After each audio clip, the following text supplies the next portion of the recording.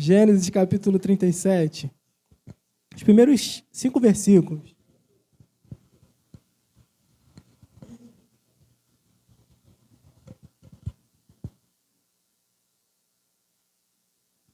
Diz-nos assim a palavra do Senhor. E Jacó habitou na terra das peregrinações de seu pai, na terra de Canaã. Estas são as gerações de Jacó, que posteriormente viria a ter seu nome trocado para Israel.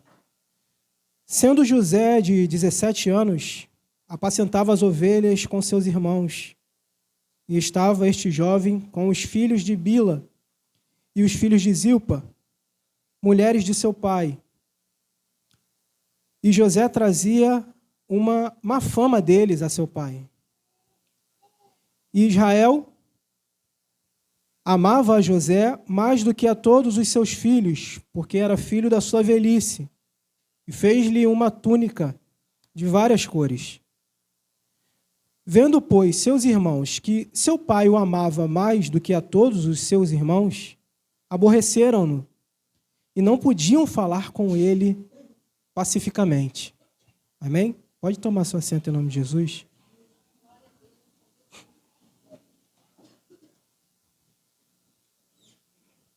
Obrigado.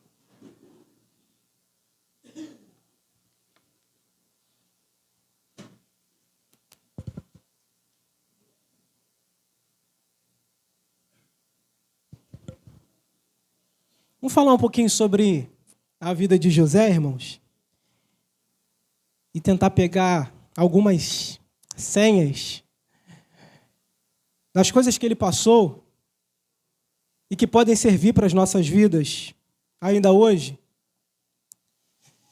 A palavra de Deus é sempre assim, a gente lê, busca entender para conseguir aplicar alguma coisa para a gente, né? Porque só o conhecimento teórico não nos vai servir de tanta utilidade, mas se a gente olhar para a história de alguém e conseguir de alguma forma pensar, isso eu posso repetir, ou isso eu não posso repetir, vai ser bom para a gente.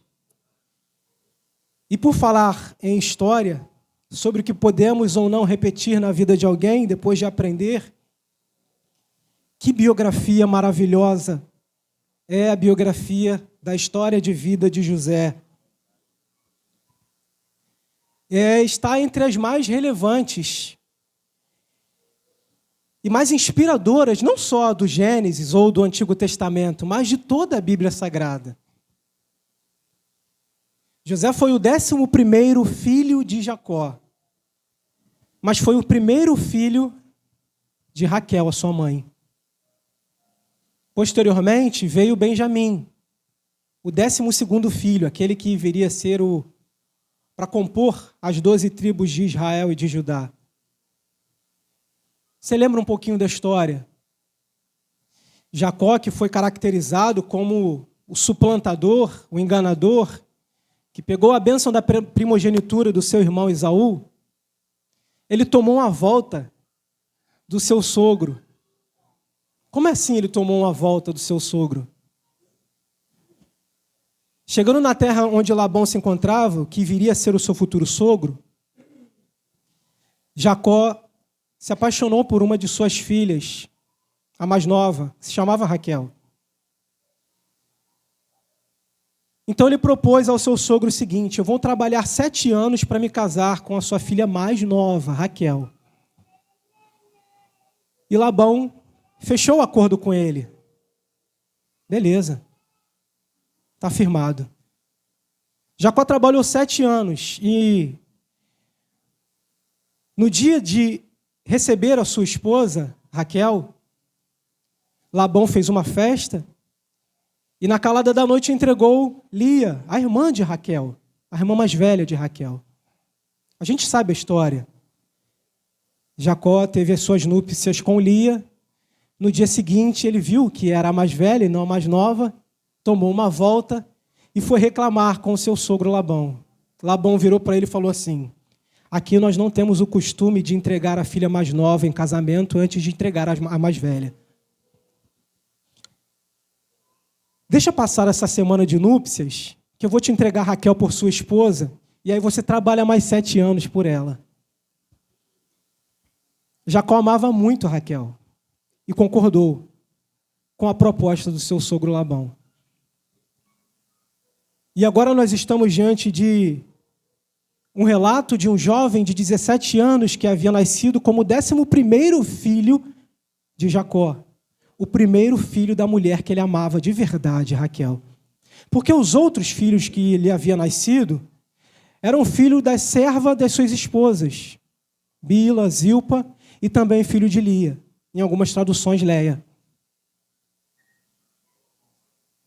A palavra de Deus nos diz que ele amou a José mais do que os outros filhos que ele tinha. É inconcebível nós, na nossa cultura de hoje, pensarmos uma coisa dessa, nós que temos filhos. Você imagina eu dizer assim, eu amo mais o Heitor do que a Sara.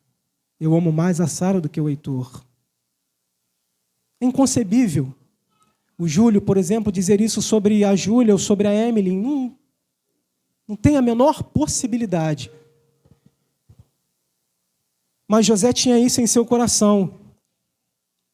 E os filhos perceberam essa predileção de Jacó para com José, de Israel para com José.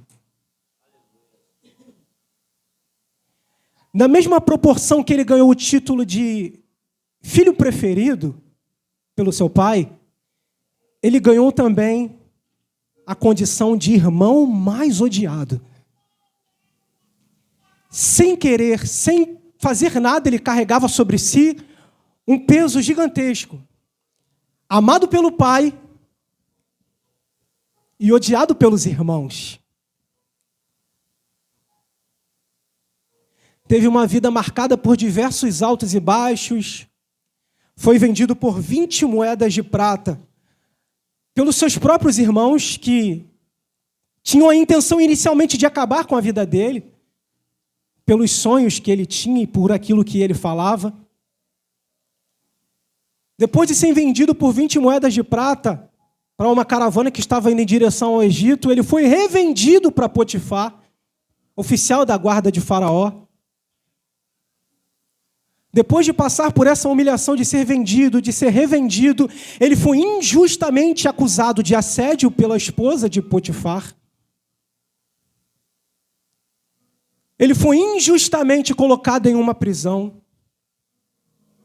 Apesar de ter achado graça na prisão por parte do carcereiro, que viu que ele era um bom homem, ele padeceu alguns anos ali naquela cadeia. Mas existe uma particularidade que a gente pega para a nossa vida, quando olha para a vida de José, que em todas essas circunstâncias que ele passou, que ele atravessou, ele manteve uma postura que às vezes falta em nós. Uma postura de fidelidade. Uma postura de integridade para com aquilo que ele havia sonhado, para com aquilo que Deus havia entregue na mente dele para que um dia ele viesse alcançar. Às vezes nos falta, mas sobrou em José, naquele período, a capacidade de ser fiel, não só ao Deus Altíssimo, mas aos sonhos que Deus havia entregado, depositado na mão dele, para que ele um dia viesse concretizar. Negociar valores ou princípios não fazia parte da conduta de José. Ele foi humilhado, maltratado, acusado, preso, e em todo esse período não encontramos na palavra do Senhor ocasião oportuna para acusá-lo de que ele foi infiel ou retrocedeu em algum momento. Quando ele estava na prisão, na cadeia, o carcereiro falou para ele assim: toma as chaves da prisão, eu confio em você, você vai me ajudar a administrar esse lugar. Em circunstâncias normais, nós pegaríamos aquela chave e pensaríamos na nossa condição. Eu estou aqui sem merecer, acusado por uma coisa que eu não fiz, e hoje eu tenho as chaves para sair desse lugar, fugir do Egito e não mais voltar aqui. Foi isso que José fez? Não foi. Ele suportou o processo porque ele sabia do propósito.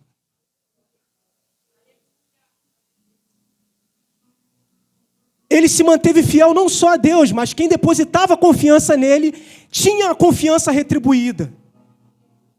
Ele não traiu a confiança de ninguém, do seu pai, dos seus irmãos, de Potifar, do carcereiro. Ele vivia uma vida de integridade, inteireza e de fidelidade.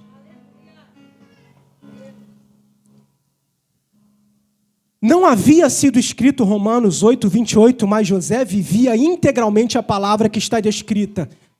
Todas as coisas cooperam para o bem daqueles que amam a Deus, que andam segundo o seu propósito, segundo aquilo que foram chamados. Todas, sem exceção. E hoje nós somos capazes de ler essa história, que vai do capítulo 37 ao capítulo 50 de Gênesis, e entender que, em tempo integral, José andou no centro da vontade de Deus. Repita, por favor. Centro da vontade de Deus. Essa mesma vontade expressa em Romanos, capítulo 12, versículo 2, que caracteriza a vontade de Deus como sendo boa, agradável e perfeita. Em algumas traduções, boa, perfeita e agradável. E aí o conflito começa a alcançar a nossa mente quando a gente começa a pensar, se a vontade de Deus é boa, agradável e perfeita, por que José sofreu tanto? Por que José padeceu tantas dificuldades, calúnias, difamações, tantas intempéries? Por que ele passou por isso tudo se hoje eu entendo que a vontade de Deus é boa, agradável e perfeita? Entende uma coisa? Quando a palavra de Deus nos diz que a vontade de Deus é boa, agradável e perfeita, ela está falando da conclusão daquilo que é a vontade de Deus.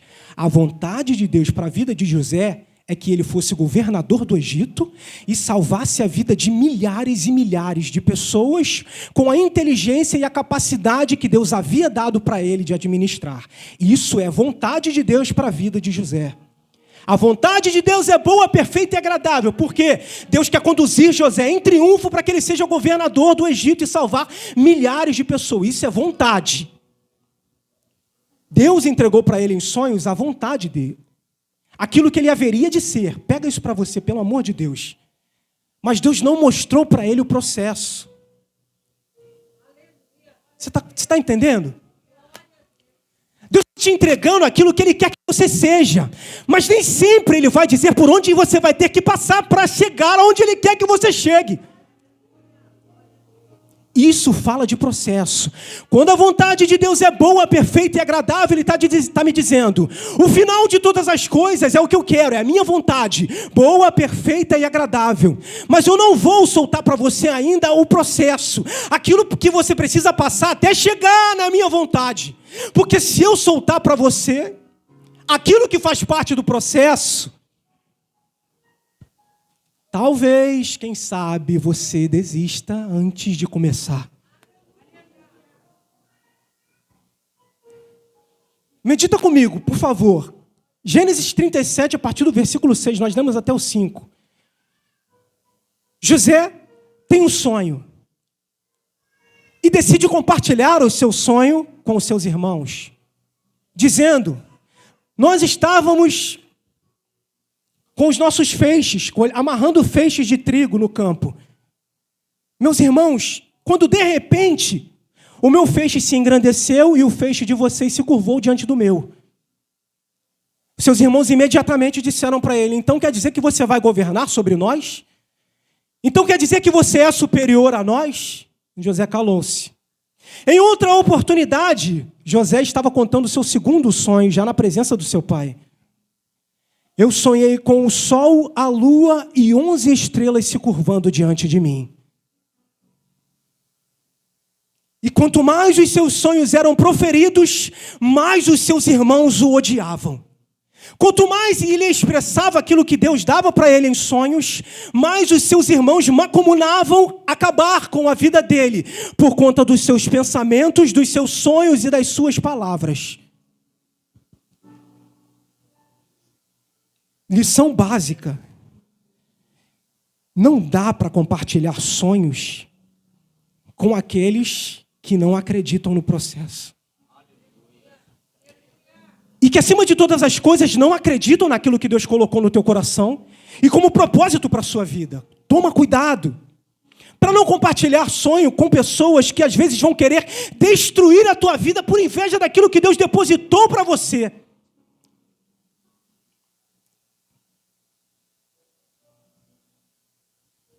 Pergunta de prova.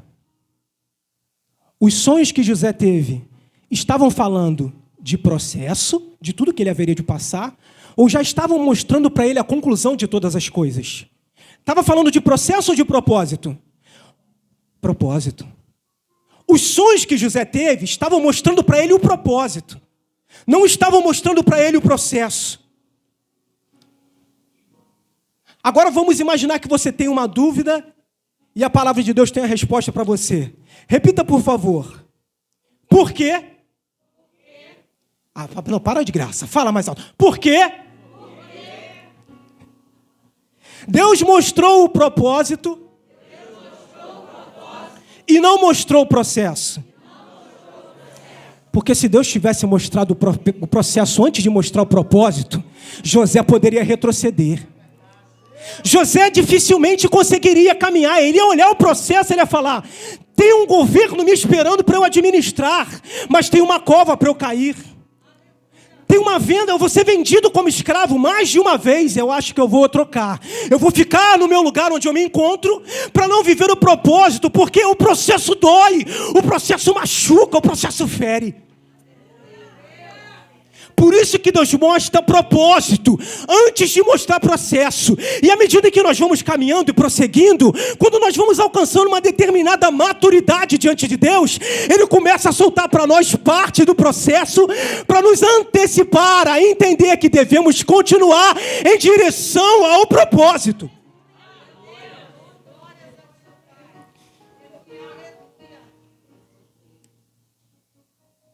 O propósito tem duas faces. O processo tem duas faces.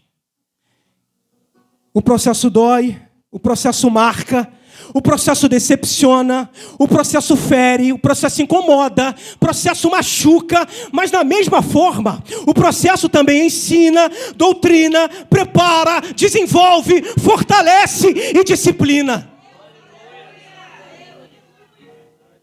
Não dá para chegar no propósito sem passar pelo processo.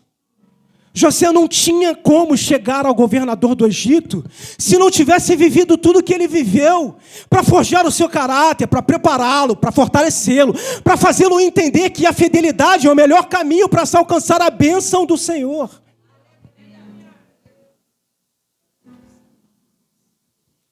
Aí quando a gente começa a adquirir um pouquinho mais de maturidade, Deus começa a antecipar para a gente aquilo que nós não imaginávamos que iria acontecer. Antes nós estávamos falando o quê? Deus libera para a gente primeiro o propósito, é onde Ele quer que a gente chegue. Mas oculta um pouquinho o processo, para a gente não desanimar no meio da caminhada. Aí a gente vai caminhando. Aí vem a primeira etapa do processo, segunda, terceira. E o processo vem vindo. Cada vez pior a dificuldade fica. Cada vez maior a dificuldade fica. E com isso, a gente vai adquirindo maturidade. A gente vai começando a entender que determinadas palavras contrárias não nos afetam mais. Determinadas percepções daquilo que a gente ouve às vezes e que não é. O que Deus fala em direção a nós não nos afeta mais. E nós vamos seguindo no processo. Prosseguindo e caminhando. E aí ele começa a antecipar para a gente parte do processo. Antes ele só dizia propósito. E aí a gente vai amadurecendo, ele vai mostrando antecipadamente parte do processo para a gente. É como se Deus viesse no nosso encontro e dissesse para a gente assim: filho bom e fiel, Eu me agrado da tua caminhada. Agora eu vou começar. Agora que você está mais forte, eu vou começar a antecipar um pouco mais o processo pelo qual você vai ter que passar, porque vai apertar um pouco mais, vai ficar um pouco mais difícil, mas Deus nos dá dificuldade para que a gente consiga ser capaz de superá-las. Deus nos dá cada vez mais dificuldade, porque Ele quer nos entregar coisas que Ele não entregou para ninguém ainda. Então, quanto maior as nossas dificuldades, maior a bênção do Senhor sobre nós, e o propósito que Ele há de cumprir sobre a minha e sobre a tua vida, meu querido. É como se Ele viesse na nossa direção. Eu te mostrei propósito, agora pega isso aqui, pega esse espinho no processo. Tem uma enfermidade chegando aí na tua direção, mas fica tranquilo que isso aí faz parte do processo. Estou te antecipando porque é para o meu nome ser glorificado. Em meio à doença, eu entro com cura. Processo. Tem uma dificuldade financeira caminhando na tua direção, um período de escassez, mas fica tranquilo que é para o meu nome ser glorificado. No final de todas as coisas, você vai saber que eu ainda sou o Deus da tua provisão. E aí quando a enfermidade vem, eu oro para o Deus da cura. Quando a escassez me alcança, eu oro para o Deus da minha provisão. Processo.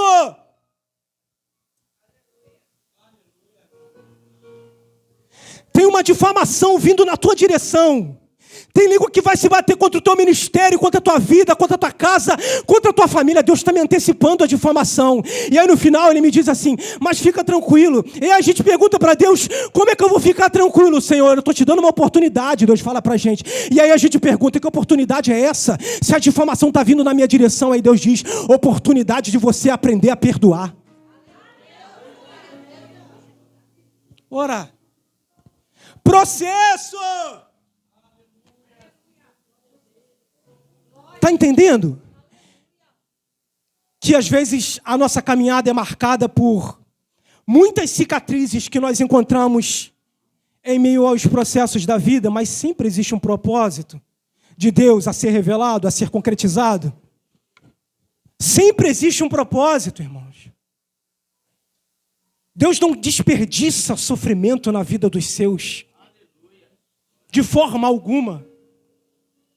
Tudo que você passar de dificuldade, pelo amor de Deus, pega para você e transfere, reverte, como se fosse fortalecimento para a tua alma, para tu aprender a ser um crente melhor, para tu aprender a servir melhor, para tu aprender a ser mais servo, mais adorador, mais engrandecedor do nome do Senhor.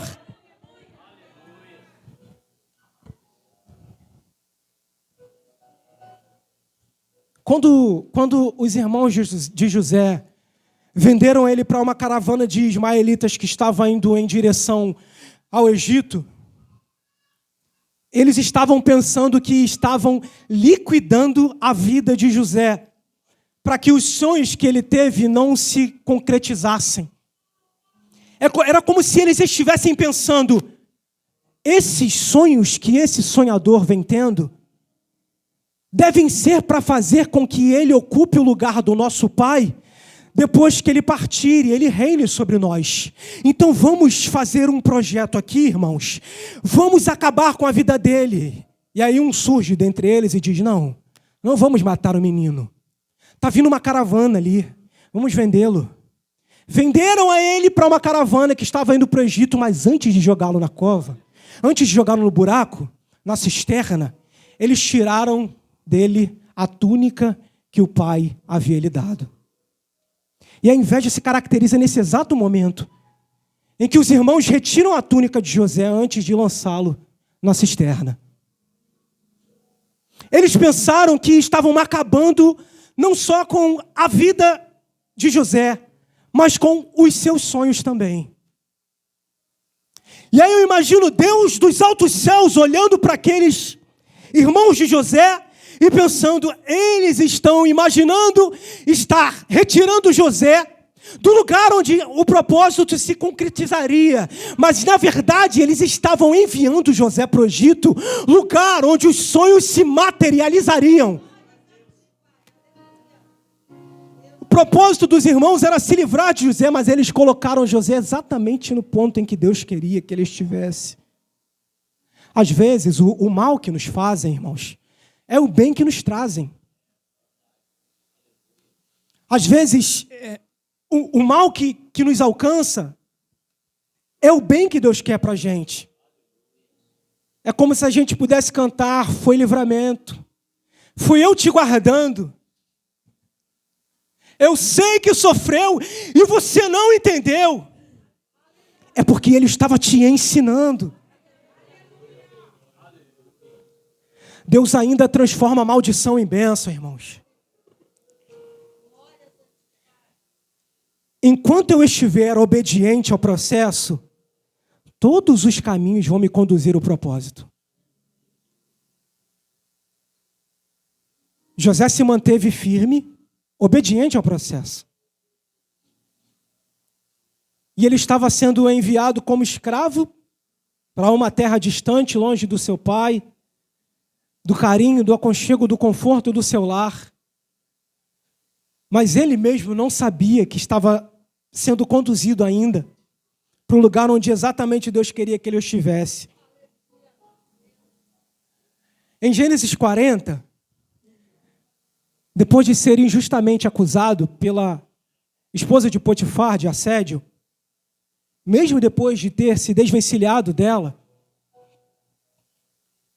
ele foi enviado para uma prisão. Aí, chegando lá na prisão, o carcereiro viu a bondade de José e entendeu que, de alguma forma, ele estava ali injustamente. Ele achou graça aos olhos do carcereiro, que entregou parte da administração da carceragem para José. Pouco tempo depois, 2 novos detentos chegaram naquela prisão. Tratava-se do padeiro do rei e do copeiro do rei. E aí a história vai nos dizer que, certo dia, José encontrou eles com o semblante caído, entristecidos. E aí ele se preocupou com aqueles 2 homens, por mais que fossem detentos. Perguntou para eles: por que vocês estão com o semblante caído? Eles responderam para José: nós tivemos um sonho e nós não entendemos o que nós sonhamos. Estamos preocupados. José respondeu para eles: os sonhos pertencem a Deus e Ele é capaz de trazer a interpretação. Contem-me os seus sonhos. O copeiro começou contando: eu sonhei com três ramos de uva. Eu espremia as uvas dos 3 ramos na taça de Faraó e entregava para ele beber. José interpretou o sonho dizendo: os 3 ramos que você viu são 3 dias. Dentro de 3 dias você vai ser restituído novamente ao cargo de copeiro do rei.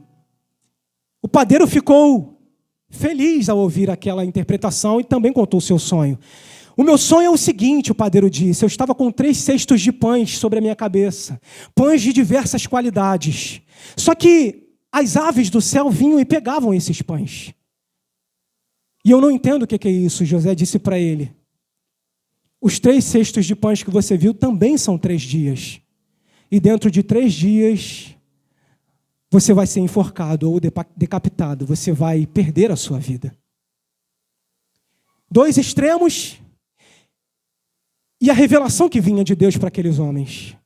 O detalhe que chama a atenção nesse pedaço da história é o que José disse ao copeiro. Antes de liberar o copeiro, passado o 3º dia, ele chegou e disse: olha, quando você estiver na presença de Faraó, faz um favor para mim, pelo amor.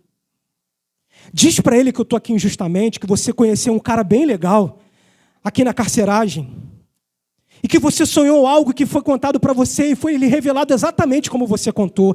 Diz para Faraó sobre mim quando você estiver lá. E aí eu imagino o copeiro olhando para José e dizendo: fechou.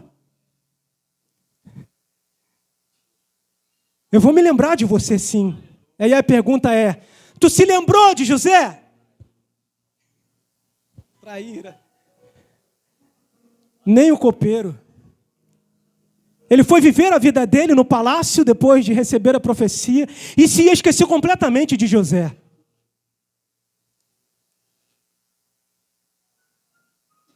Aí o detalhe é o seguinte: que eu aprendi pegando esse pedacinho da história? Se não tiver chegado o tempo de Deus para a minha vida e para a tua vida, você pode conhecer o homem mais influente da face da terra. Você pode conhecer homens poderosos, ricos, persuasivos, capazes de exercer grande poder sobre qualquer circunstância. Se não tiver chegado o tempo de Deus para o cumprimento do teu propósito, esses homens não vão se lembrar de você. Da mesma forma que, quando chega o tempo de Deus para cumprir o propósito, pessoas que deveriam esquecer de você completamente, lembram o seu nome, seu sobrenome, seu telefone, seu endereço, a prisão que você se encontra, o deserto que você caminha, e vão em direção a você incessantemente até te encontrar, porque chegou o tempo do cumprimento do propósito de Deus. Ninguém pode te ajudar, ninguém pode te levantar, mas se Deus tem um plano contigo, ninguém impedirá.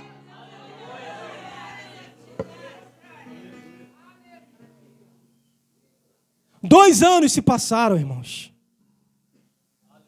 Faraó teve um sonho, perguntou para os sábios que se encontravam no palácio. Na verdade, ele teve dois sonhos, um em sequência do outro. Ele dormiu, sonhou, acordou. Dormiu de novo, sonhou, acordou, atormentado. Procurou os sábios, expôs o seu sonho e ninguém conseguia decifrar. Aí chegou o tempo de Deus na vida de José, que já estava 2 anos depois que o copeiro tinha saído daquela prisão. Ele estava lá servindo, com inteireza de coração e com fidelidade. Aí sim havia chegado o tempo de Deus para ele. Aí o copeiro se lembrou: dos meus pecados eu me lembro bem. Preciso falar com Faraó. E aí ele foi diante da presença de Faraó. O copeiro foi diante de Faraó e disse: dos meus pecados eu me lembro. Sabe quando o Senhor me mandou para a prisão, Faraó? Faraó, sei. Eu encontrei um homem lá. Ele falou exatamente o que ia acontecer comigo, o que ia acontecer com o padeiro, e assim se sucedeu. Imediatamente Faraó fez o quê? Mandou chamar José, que se aprontou e se apresentou diante do rei. O rei olhou para José e expôs para ele o seu sonho. Jovem, eu dormi e sonhei com 7 vacas gordas. E também sonhei com 7 vacas magras. Só que as 7 vacas magras devoravam as 7 vacas gordas e ainda ficavam com muita fome. Eu fiquei assustado e acordei. Só que eu dormi de novo e sonhei. Sonhei com 7 espigas bem graúdas e também sonhei com 7 espigas bem secas. As 7 espigas secas devoraram completamente as 7 espigas graúdas e ficaram com a mesma aparência. Aí chegou a vez de José falar. O senhor Faraó teve um sonho só. E ele expôs aquilo que havia de ser a revelação. Tanto as 7 vacas gordas quanto as 7 espigas graúdas são 7 anos de fartura. Da mesma forma que as 7 vacas magras e as 7 espigas secas são 7 anos de escassez completa. Separe 1/5 da produção durante esses 7 anos de fartura e guarde em celeiros, porque os 7 anos de escassez vão chegar. Quando José talvez pensava em se retirar da presença de Faraó, ele se levantou do trono e disse: é você que vai administrar tudo. Tirou o anel do dedo, entregou ele, colocou na mão, no dedo de José e falou: você vai ser o segundo nesse lugar. Você só vai se submeter à minha palavra. A partir de hoje todos vão respeitar você. Você vai conduzir esse processo.